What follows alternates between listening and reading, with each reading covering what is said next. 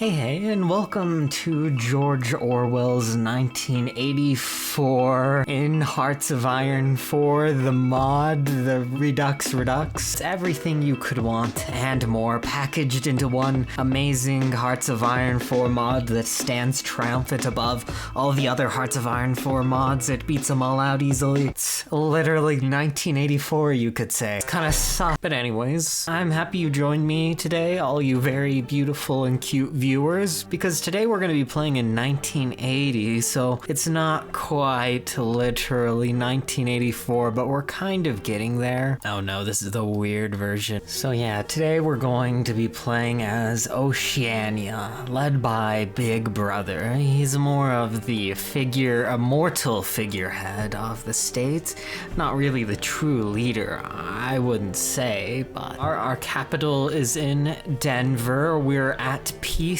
with Eurasia, and we've always been at peace with Eurasia. We always had reliable weapons. We've never not had reliable. I like the new model for electronic mechanical engineering too. I like the computer systems. We got to get nice computer screens everywhere so that everybody can always remember that Big Brother is watching them. Also, of course, there aren't just two countries in the world of 1984. We also have East Asia, which is free, and I don't think these other guys are canon, but they're here too, and it's okay, I guess. I don't think the other guys have... Yeah, we all have the same focus tree, though. Well, us in Eurasia and East Asia do, because we're all essentially the same exact thing. Nobody's a good guy, nobody's a bad guy. We're all just authoritarian, totalitarian states with amazing focuses, like we have all the ministries, the Ministry of Plenty, so we can get the less is more national spirit, the Ministry of Truth, and the Ministry of Love, so we can get the hatred is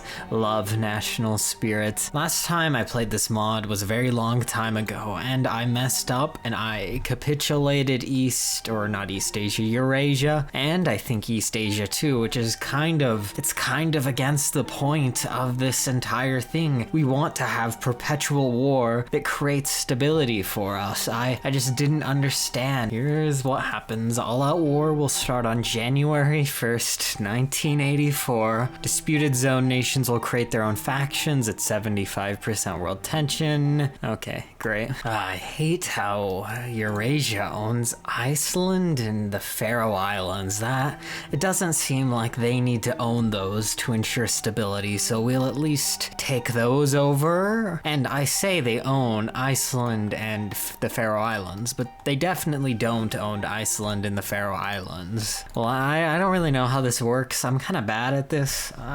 Do we change the history books now, preemptively, or do we just change the history books once we actually take the islands? I don't know. I guess I have a lot to learn from Big Brother. Oh, I'm sure he'll be able to help me. At least we have this nice coastal fort in Dover. I don't know why it's the only place that we have a coastal fort. I guess we've had problems with Eurasia invading Dover before, but one of the main mechanics in this game is that we have to stop the people. We have to control the masses and reduce support of the Brotherhood, the salvation ideology. We have to suppress them, because every day the consciousness of man increases resistance. Also, one of the best parts about this mod is all the laws. There are some good laws that are really good, but if we do them, it increases support for the Brotherhood, so we kind of have to balance things here, but it's a fun mini game inside of the mod, and everything is nicely designed here too. I really do like the style. And rampant thought crime. Yeah, we have state of emergency. Yeah, we may have let the situation with the Brotherhood get a little bit out of control. Eurasia is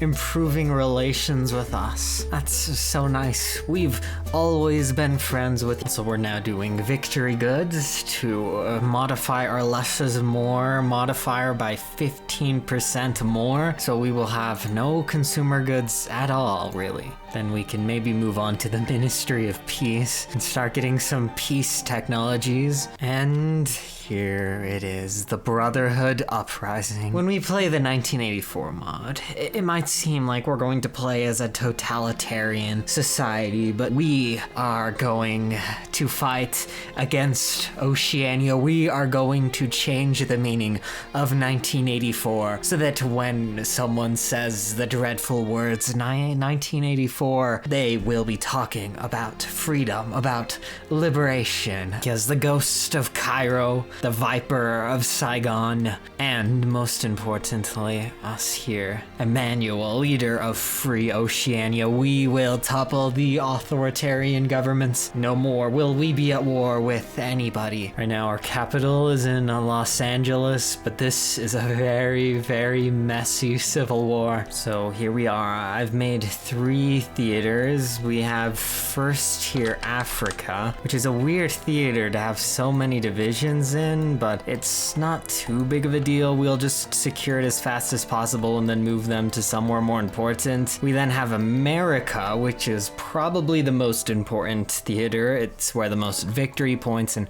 factories will be. And then we have Britain, which is another strategically important region, but we don't really have many divisions over here. So I don't really know how things are gonna go. They start off with a lot more control over the factories and more divisions than we do, so this is going to not be easy, but we will fight against them. And of course, democracy, the good guys, will triumph. I am going to send some of our divisions from South America up to North America because we're not doing so well on the main front there. It looks like we might take Britain though, which is good. That'll be nice. Britain will be the first to be liberated, maybe even liberated before 1982. So this is good. It looks like they only have 2 divisions in Britain, so we should be able to secure it and then maybe try to naval invade Ireland, or I guess they have a 3rd division, but I still think we can win. And it was perfect timing. They moved another division into Portsmouth the second we pushed the division out, so they pretty much just added an extra division to the encirclement for free at the very end there. And now we're going to move in and save Ireland. We should be able to get naval supremacy, and then we will jump across, I believe, the Irish Sea or the western approaches, something. And South Africa is where we're having the most troubles now, so I am going to send reinforcements over there because, again, just like North America, if we get kicked out of South Africa, it'll be even more difficult to get back over there. And Ireland was taken uncontested. I will set up a garrison order and they'll move into everything now. Okay, and Britain and Ireland are both secure, so now we are going to move those 5 divisions to Cuba and then begin invading Florida to try to relieve California so that we don't lose California. South Africa, it's a stalemate, but we're sending more reinforcements over there. And South America has become a little more problematic, but we're finally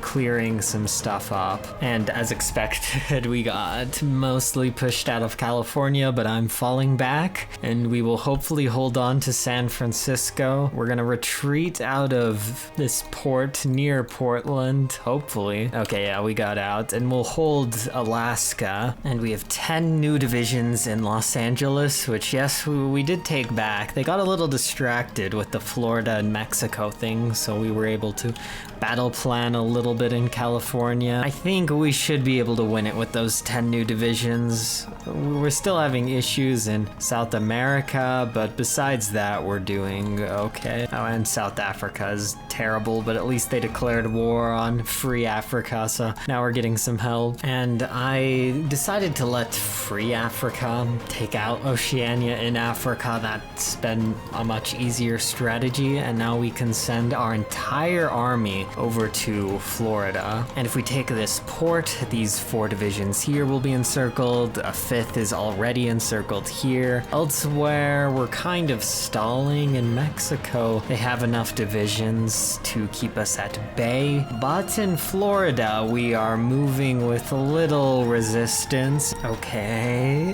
it might happen soon. Their capital is now Sydney, or, well, not Sydney. I keep forgetting that that's not actually Australia's capital, but our divisions will be there to invade soon and take out their victory points in Australia. And it is over. Free Oceania has won. That may be the most interesting civil war I've had to fight. It was kind of crazy fighting in 4 different continents, or 5 different continents, because we're fighting in Oceania, South America, North America, Africa, and Europe. Either way, we are now free, and before 1984, so now 1984 will never happen, which is a good thing. And I think that's all for today. We could always liberate the rest of the world, but that would be kind of pathetically easy because we would have this giant faction of all the free countries. But we could do it maybe if you guys want. But anyways, I'll see you all next time. It's been fun.